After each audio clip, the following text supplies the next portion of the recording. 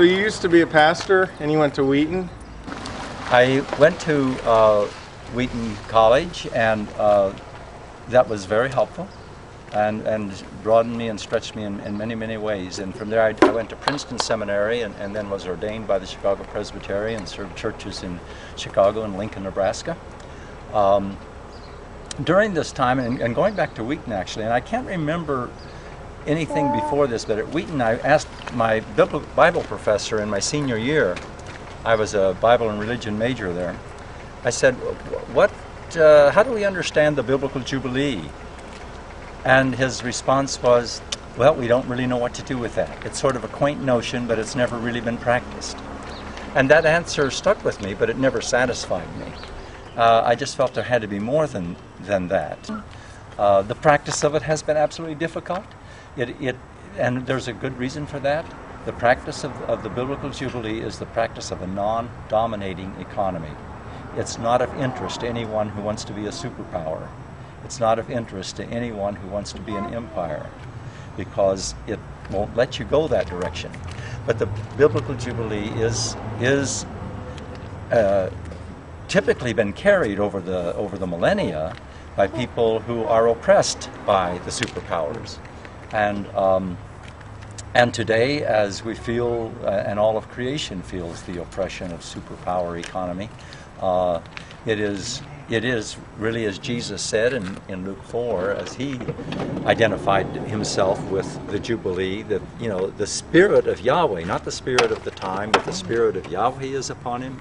And this is good news to the poor. It is release from the captivity to the culture. It is the recovery of eyesight for those of us who have been blinded by our culture.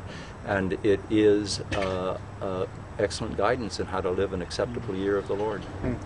I think that it's been difficult for many people who use the Bible to really believe that the Bible has an economic model.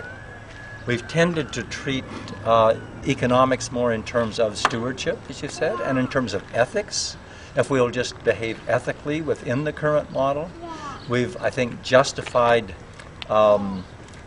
in the same way that we've had a very privatized salvation at times, not always. We think we are okay with a very privatized economics, but that a privatized economics very much goes against the sharing that Jesus talked about, the cooperative nature of things, the love one another, the koinonia word that gets used so many times throughout the New Testament is such a powerfully sharing word of solidarity. And so we want to look again at how we think of an economic model that isn't as thoroughly privatized as the current model is. So I think that for us to reclaim the biblical model of economics is a marvelous opportunity for us at this time. I mean, we really have something to offer economically through the wisdom of scriptures, and I think that the studies of the Sabbath and Jubilee economy it's not two different economies, but it's one economy, and it goes by other names as well, not in the Bible, but in our current culture. But I think for us to reclaim the biblical Jubilee and Sabbath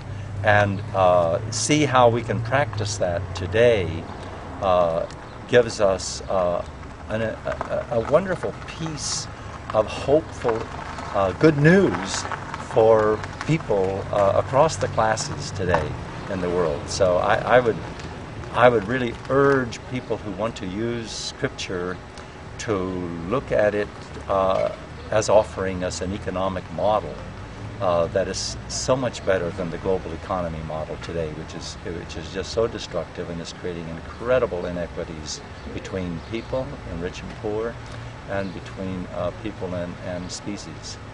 Can you talk a little bit about some of the hang-ups? A couple that come to mind: the rule and subdue it, and the creation story maybe gets taken out of. Maybe there's some linguistic confusions we have. I don't know. But another thing that comes to mind, maybe even more than that, probably is kind of our eschatology. We expect God to make all things right pretty soon. So my SUV or how I treat the third world people isn't as important. I mean, in terms of eschatology, I think we have to be very concerned there, because we can get into a real magical kind of childlike thinking that daddy and mommy make it all right. They're gonna rescue us, and it gets that kind of thinking sometimes. Whereas I think something like the apocalypse, it's very much about an encounter with with a dragon. It's very much about encounters with monstrous folks, and with a prostitute. I mean, people, the merchants of the world have prostituted themselves, and so it's that kind of language. And then a new creation comes down to earth. It's not really about leaving the earth. It's about a new creation coming down to earth, as the book concludes. So I think the eschatology, in sort of like the Left Behind kind of eschatology, is not really a very accurate reading of Scripture. And about the other end of things, about dominion, I think that word has been taken to mean domination, and it's justified the domination of the natural order, whereas I think it needs to be taken rather as we have human capacity. As humans, we have capacities that other creatures do not have, and we are to use those capacities not to dominate them, but to really fit creatively within the orders of creation and become co-creators, not exploitators, is how I think that word needs to be understood and worked with. So then how does someone who has it all in this great land of America then make a transition into a model that you're speaking of? Well, I guess I want to invoke a book that Dietrich Bonhoeffer wrote, The Cost of Discipleship. In the same way that he believed you cannot serve both the Third Reich and follow Jesus. There is in fact a new confession that the World Alliance of Reformed Churches created when they met in Accra, Ghana in 2007, and it's modeled exactly on the Barmen Confession, which was part of the German confessing churches work. And I think we are at the place where we say, we cannot follow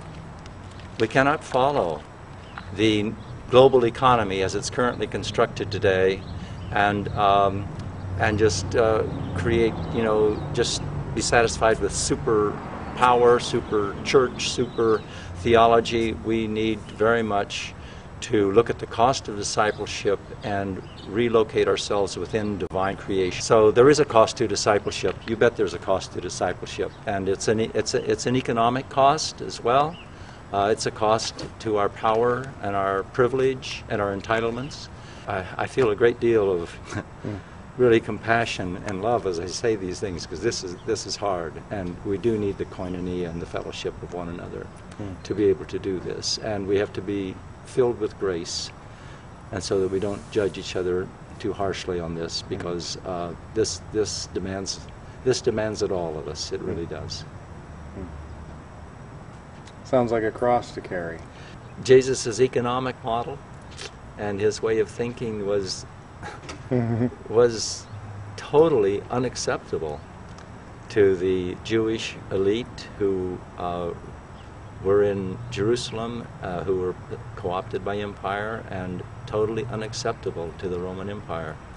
And I think it's far more unacceptable to the economy of the superpower we're in today, living in today, than what we often want to have eyes to see. We feel almost un-American to say this kind of thing. But in fact, it's a deep and profound economic democracy, and corporations are much more totalitarian and autocratic and not democratic. But there is a deep and profound economic democracy in the Jubilee economy. So it's a wonderful expression, really, of what some of our American documents claim, and it's also a way to align ourselves, I think, with a biblical faith that takes the biblical economic model with as a strikingly relevant notion for today, rather than a quaint idea that we don't know what to do with. I think we do know what to do with it, but it demands a lot of us. Let me ask you, was your will broken at any point? Was there like a point in time where you realized what you just said, this intellectual assent, but then your flesh had to kind of catch up with that? Did God do the breaking, or was it more of a gradual process in your life and you slowly started giving up your own right to claim more and more possessions? I suppose it's a combination, because I grew up in a pretty simple, I'm the son of tenant farmers, sharecroppers, and so I learned a lot about simplicity early on, and that never totally left me. But in 1996, I had 2 cancers, and in that context, as I was healing through chemotherapy and all, I heard a voice which I recognized as a divine voice just speaking quietly within me that said, "Lee, not someday, but now." And I knew exactly what that meant, because for years I had been putting things about economic justice on a pile where I'd say, I don't know how to work with this in this parish someday. And when I heard that in the healing of my cancer became a kiln of transformation. And when I came out of that, within 2 years we had formed Jubilee Economics Ministries, and I've worked free of charge ever since, which isn't, that's not quite what I had in mind with a new economic model, but that has been the reality. One of the things we're talking about is apostleship, trying to bring that into something that means, a term that means something today. Okay. Apostle is a sent one. Yes. And so in experiencing your enthusiasm and your emotional enthusiasm, and the sadness might lead to a real strength. Of course. Possibly it's the apostle, the sent one from the church, who can really live a life that makes a bold statement. And so it can be about, dare I say, like anti-consumerism. Or, of course it is. Yeah, certainly. Because consumerism is, I have a book filled with Buddhist authors that recognize consumerism as a conflicting religion to their faith. Yeah. And I mean the same exists with Christian authors. But I'm just saying, religions are recognizing that consumerism is an antithetical religion. To the faith of following, you can't be a consumerist and also follow Jesus. I mean, it's God or mammon. It's one of those issues. So if our apostles can lead that charge, the rest of the congregation is going to be called to follow as well, and maybe experience a tension that this Jesus who we're following, in light of what you have said, might be a little at odds with the affluence we have, the expensive cars in the church parking lot, and et cetera, and he might be pleased to see a group of his followers beginning to let go of some of these entitlements. I think that's true. I think I want to go back to the word ecclesia, if you're going to want to use the word apostle. Because it is called out, huh? Ecclesia means to be called out of empire. I think in many cases to be called out of church as it's practiced today. How can a church that's been structured on past paradigms in this new culture we live in maybe reconfigure itself? Is it a manner of little tweaks here and there? Do we need a complete restructuring? Can you talk about that? Yeah, I have put together a piece called Inviting the Sabbath Jubilee. economy and to shape our congregations. So I think there is some reshaping that needs to happen institutionally. We need to look at where we bank, because money talks, where we invest, and I think many of us dedicate dedicate our finances to God and take them to a bank, which automatically mutes our witness to God, and that money all gets used to testify to mammon. And I think that in itself is a very grievous and painful thing that we can correct. And investments the same way. We can't be a pure investor in terms of the stewardship of creation and the earth, but many of us can do far more if we realize that stewardship isn't just maximizing return, but stewardship is also how the principle itself gets used. And then there's just such things as cleaning products that we use in the congregation. Do they respect creation? What do we do with our landscaping? Do we really? I know that Point Loma Nazarene University has been very progressive in how they've thought about creation care, and I think that they have a lot to offer to congregations that want to think this through for themselves as well. In fact, I'm going to do a podcast this week with Harry Watkins there on a business model and what is the business school now teaching in terms of sustainable practices in business.